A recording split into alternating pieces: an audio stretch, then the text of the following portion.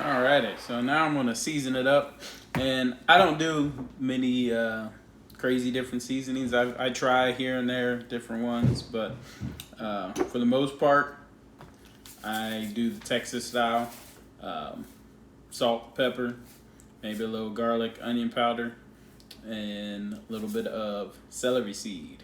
So, and I have some Worcestershire sauce that I'm going to use as a smear. So, like I said, some people uh, will use a smear, some won't. Some will inject it. Some will use mustard, olive oil, different things. I like Worcestershire sauce. I've always liked it since I was little.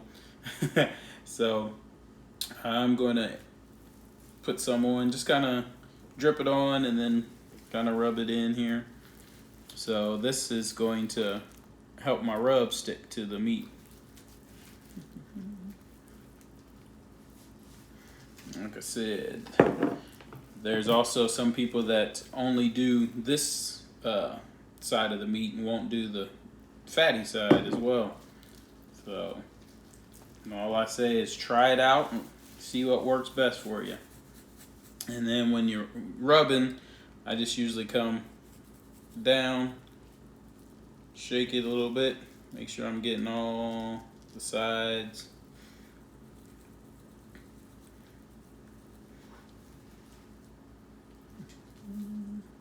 Because I want that nice bark all over.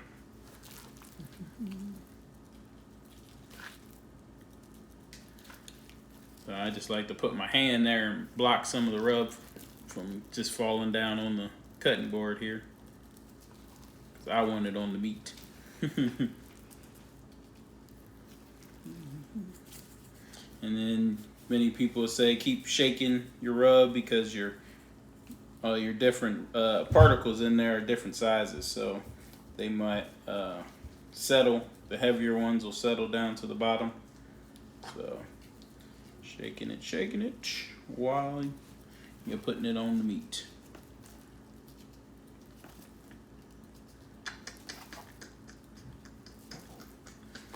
Like I said, all the sides. I want it everywhere.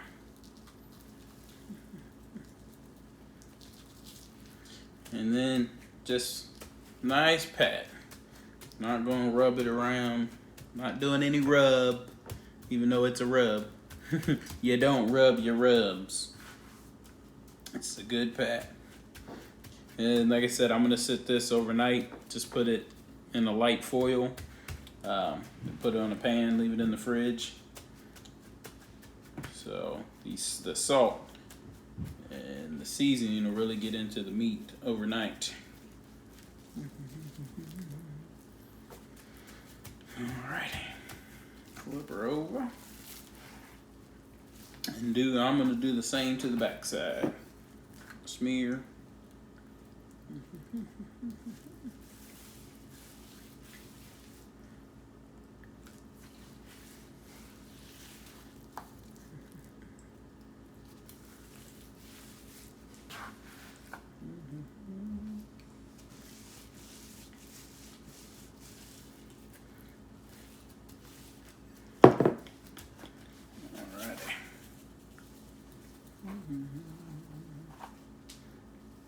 And I like quite a bit of rub out there on the fat. I think it tastes very well.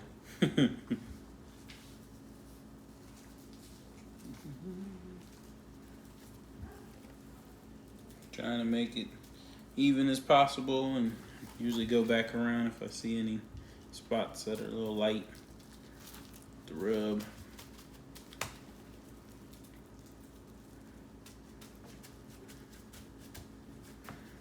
And that's about it.